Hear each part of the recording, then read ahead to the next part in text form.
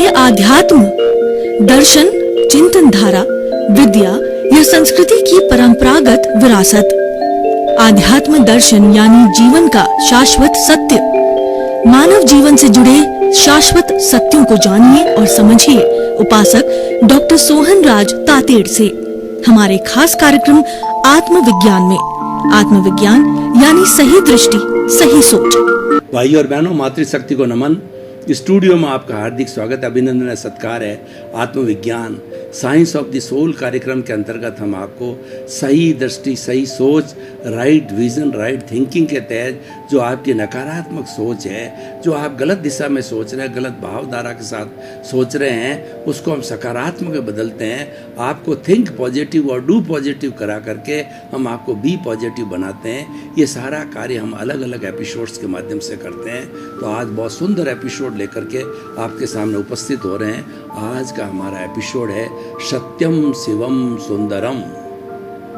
ये त्रिवेणी है, ये जो है लक्ष्मी, सरस्वती और दुर्गा तीनों का जो है ये संगम है, और ये त्रिरत्न है, सत्यम शिवम सुंदरम। और उसके साथ साथ के अंदर ये जो है हमारा गंगा, जमुना और सरस्वती तीनों नदियों का संगम है। यानी ये त्रि होने से इसका प्रभाव जो है बहुत ही अच्छा हो जाता है। तो एक एक को हम समझेंगे। सत्यम का अर्थ क्या है? सत्यम का अर्थ हो सत्य, truth. God is truth, truth is God. ये महात्मा गांधी ने बात कही थी। उन्होंने कहा सत्य ही भगवान है और भगवान ही सत्य है। वास्तव के अंदर ये जब सत्य से प्रारंभ करते हैं तो ईश्वर तक पहुंच जाते हैं। इसीलिए जो हमारे आजकल जितने भी न्याय का जो क्षेत्र होता है, वो उसके अंदर हम अपेक्षा करते हैं कि हमको न्याय मिले। तो जो गीता है, उस गीता पर हाथ रख करके, चाहे वकील हो, चाहे अभियुक्त हो, चाहे एविडेंस हो, सभी उसी गीता पर हाथ रख के कहते हैं कि जो कुछ भी कहूँगा सत्य सत्य कहूँगा, सत्य के अतिरिक्त कुछ नहीं कहूँगा, ईश्वर मेरी मदद करे। यानी वहाँ सत्य का सहारा लिया जाता है। इसीलिए honesty is the best policy ये बताया जाता है। सत्यमेव जयते बताया जाता है। हमेशा जीत सत्य की होती है। और ईमानदार व्यक्ति, सत्य बोलने वाले व्यक्ति को बड़ी यातनाएं झेलनी पड़ती है। आप पुराना इतिहास उठा करके देखिए, जीसस क्राइस्ट को देखिए, जिन्होंने सत्य बोला उनको सूली पर चढ़ाया गया। और साईं बाबा को देखिए, वो सत्य बोलने वाले थे, तो कितना उन्होंने लोगों ने उसको प्रताड़ित किया। हर महात्मा को देखिए, महात्मा गांधी ने जो है वो अहिंसा और सत्य को टूल बना करके देश को आज़ाद करने का सोचा और आज़ादी ली, पर उनको कितनी यातनाएं झेलनी पड़ी। और राजा हरिश्चंद्र को देखिए, वो सत्यवादी थे, लेकिन उनको जो है 12 वर्ष तक उनको और उनकी जो है पत्नी को जो है नीच के घर पानी जो है भरना पड़ा, या नीच के घर बर्तन वगैरह साफ करने पड़े। तो ये सब क्या है कि सत्य की परीक्षा होती है, लेकिन विजय हमेशा सत्य की होती है, झूठ की कभी विजय नहीं होती। और अंत होता है वो सत्य का अच्छा होता है। इसीलिए कहा गया है कि if last is good everything is good. अगर हमारा अंत अच्छा है तो सब कुछ अच्छा होता है। और if the start is good then half work done we can consider. अगर हमारा प्रारंभ अच्छा होता है तो हम समझ सकते हैं कि हमारा करीब आधा कार्य हो गया। यानी प्रारंभ और एंड अच्छा होना चाहिए, तो वो सत्य से प्रभावित होना चाहिए। तो हमें जीवन के अंदर हमेशा सत्यवादी होना चाहिए, क्योंकि झूठ होता है वो एक झूठ को छुपाने के लिए हमें सैकड़ों झूठ लेने पड़ते हैं और उसके आधार पर चलना पड़ता है। लेकिन फिर भी हम जो है वो पराजित हो जाते हैं, हमारी जीत नहीं होती है। तो जीत हमेशा सत्य की होती है। इसलिए सत्य को जो है प्रमुख स्थान दिया गया। हमारे सारे जो है जितने भी धार्मिक ग्रंथ हैं उनको उठा करके देख लिए, उन्होंने सत्य की व्याख्या की है। और जो महापुरुष होता है हमेशा सत्य बोलता है, और उसको चाहे सत्य के लिए कितनी यातना झेलनी पड़े, लेकिन वह सज्जनता का टूल होता है। वो सत्य होता है, दुर्जन का टूल होता है वो झूठ होता है। महाभारत को भी उठा करके देखिए, कौरवों और पांडवों का युद्ध हुआ, ये जो है अधर्म पे धर्म की जीत हुई, और कौरव है वो अधर्म के रास्ते थे, झूठ के रास्ते थे, और पांडव थे वो सत्य के रास्ते थे। तो सारे जो है कौरवों का विनाश हुआ और पांचों पांडव विजयी रहे। यानी धर्म की हमेशा जय होती है, सत्य की दया होती है। धर्म और सत्य एक ही है, एक सिक्के के दो पहलू है। Truth is God, God is truth. इसीलिए जो व्यक्ति सत्यवादी है तो वो कोई दूसरी क्रिया, धार्मिक क्रिया कांड करे या ना करे, लेकिन वो honesty is the first policy पे चलता है, तो वह धार्मिक से बढ़ करके बहुत ज़्यादा है। आप अपने जो दुकान के ऊपर कोई अन्य देवी की जो है आप जो है कोई भी फोटो लगावें ना लगावें, लेकिन नैतिकता की देवी की फोटो लगा दें तो आप सच्चे मायने में बहुत बड़े धार्मिक हो। क्योंकि कोई व्यक्ति व्यापारी नैतिक होगा, ऑनेस्टी वाला होगा, तो वो कभी भी जो है वो बार्गेनिंग नहीं करेगा, गलत क्वालिटी नहीं देगा, और चाहे छोटा हो चाहे बड़ा हो कोई आएगा एक भाव से कार्य करेगा, उसके सारे जो रेट्स होगी वो एक ही हमेशा रहेगी। ऐसा व्यक्ति जो है वो साख को प्राप्त कर लेता है। तो कुल मिला के हम कहना चाहते हैं जो सत्यवादी होता है वो पूजनीय, वंदनीय, स्तुत्य हो जाता है और उसकी समाज में बहुत बड़ी साख हो जाती है। और जो व्यक्ति जो झूठ कपट करने वाला होता है वो निंदनीय होने वाला होता है और वो उपेक्षणीय हो जाता है। उस व्यक्ति को लोग जो है वो लंबे समय तक याद नहीं करते हैं। ठीक है, स्वार्थ के वसीभूत होकर के कुछ समय याद कर लिया जाए, लेकिन वो याद करने या रेस्पेक्ट करने के योग्य व्यक्ति नहीं होता है। तो भाई और बहनों, ये सत्य की बात। अब शिवम का होता है कल्याण करने वाला। शिव भगवान है वो कल्याण भी करने वाले हैं, और साथ साथ के अंदर वो क्या सज्जनों को तो जो है अवार्ड देते हैं और दुर्जनों को पनिशमेंट भी देते हैं। क्योंकि प्रकृति का नियम है संतुलन बनाए रखना है। अगर हम संतुलन नहीं बनाए रखेंगे तो जो है ये अशुद्ध प्रवृत्तियाँ बहुत ज़्यादा बढ़ जाएगी। अशुद्ध प्रवृत्तियाँ बढ़ने से जो लोग शालीन हैं, सज्जन हैं, ऋषि पुरुष है, उनको बहुत दुख उठाने पड़ेंगे। तो भगवान राम ने क्या किया? भगवान राम ने तो यही किया कि जो अपने गुरुओं से शस्त्र विद्या सीखी थी, वो 14 वर्ष के वनवास के अंदर असुरी प्रवृत्तियों, और लास्ट के अंदर जो रावण था वह भी असुर था, उन असुर प्रवृत्तियों का यानी दुर्जन प्रवृत्तियों का विनाश किया और सज्जन प्रवृत्तियों की स्थापना की। विभीषण जी जैसों को राजा बनाया जो कि धार्मिक थे, सत्यवादी थे। तो भाई और बहनों, शिवम है लोक कल्याण की बात होती है। इसीलिए हमेशा जीवन के अंदर लक्ष्य होता है लोक कल्याण का बनाना चाहिए, और व्यक्ति को हमेशा ये चिंतन करना चाहिए कि ये मेरे भीतर विराजमान शुद्ध आत्मा भगवान मुझे शक्ति दो, जागृति दो कि 84 लाख जीवा योनि के किसी भी प्राणी को मेरे द्वारा मन वचन का ऐसे दुख ना हो, दुख ना हो, दुख ना हो। ये कल्याण का रास्ता होता है। जब हम दूसरे के लिए खड्डा खोदते हैं तो वो गिरेगा या ना गिरेगा, हम तो तुरंत खड्डा, वो उस खड्डे के अंदर सबसे पहले हम ही गिरते हैं। किसी के प्रति हमने बुरा भाव किया या किसी को दोषी माना तो वास्तव में वो दोषी होता नहीं है। ये सारी सृष्टि जो है वीतराग है, और 84 लाख जीवाणु का कोई प्राणी हमारे लिए वो निर्दोष है। वो जो है वो स्वदोष दर्शन से जगत निर्दोष। हमें अपने दोषों को देखना है। कबीरदास जी ने कितना सुंदर कहा है कि बुरा जो देखन मैं चला, बुरा न मिलिया कोय, जो दिल खोजा आपना और मुझसे बुरा न मोय। कबीरदास जी क्या है कि वो एक पुस्तक और पन्ना लेकर के और निकल पड़े कि मैं देखूं कि दुनिया के अंदर कितने लोग जो बुरे हैं, कितने लोग खराब हैं। तो वह घूमते रहे, उनकी लिस्ट के अंदर एक भी बुरा व्यक्ति नहीं आया। तब उन्होंने अचानक अपने भीतर टटोला तो उन्होंने देखा कि मेरे भीतर क्या है। तो उन्होंने देखा कि भीतर तो मेरे जो है वो मेरे अवगुणों का, मेरे दोषों का, मेरे पापों का खजाना भरा पड़ा है। तो उनको अगर मैं उपशमन नहीं करूँगा, उनका पुरुषार्थ नहीं करूँगा, तो कैसे मेरा कल्याण है? और उनके रहते रहते जो है मैं लोगों का कल्याण कैसे करूँगा? इसीलिए हमेशा शिवम की बात होता है, पर जो है स्व पर प्रकाशक होना चाहिए। खुद ही प्रकाशित हो, दूसरों को प्रकाशित करो। दीपक भी यही काम करता है कि दीपक स्वयं प्रकाशित होता है और दूसरों को घना अंधकार छटा करके प्रकाशित करता है। उसी तरह से हमारी आत्मा स्व पर प्रकाशक है, यानी खुद तो प्रकाशित है ही है, लेकिन आत्मा में ज्ञान होता है। ज्ञान ही आत्मा होती है, तो उस ज्ञान से जो है दूसरे को प्रकाशित करती है। तो हमारी आत्मा स्व पर प्रकाशक, हमें स्व पर प्रकाशक बनना है, यानी हमें हमारा कल्याण करना है और लोक कल्याण भी करना है। इसीलिए हमें परस्परोपकारो जीवानाम के सिद्धांत के अनुसार चलना चाहिए कि सारी दुनिया ये परस्पर जो है जीवों की दुनिया एक दूसरे से जुड़ी हुई है। हमें अपने आप को कभी भी जो है वो एकांतवासी नहीं मानना चाहिए, हमें अपने आप को जो है आइसोलेट नहीं मानना चाहिए और हमें अपने आप में स्वार्थ की वृत्ति में नहीं जाना चाहिए। जो स्वार्थ की वृत्ति वाले होते हैं वो लोग ये चिंतन करते हैं कि मैंने पिया, मेरे बैल ने पिया, हुआ ढहे तो ढहे, यानी मेरा काम निकल गया, अब कोई मरे या जीवे मुझे उसकी चिंता नहीं है, मुझे तो मेरे काम से चिंता थी। तो वो स्वार्थ की चेतना से जीता है।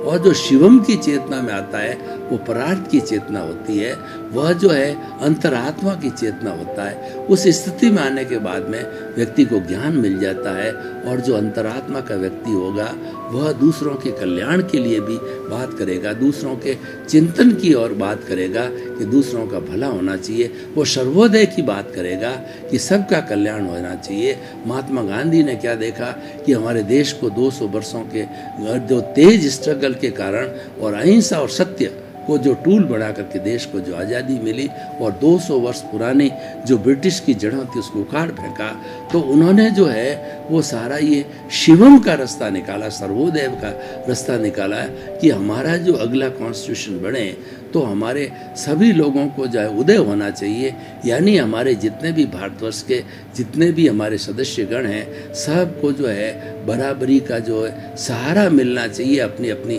बात को रखने का या अपने को कोई भी आगे बढ़ने का।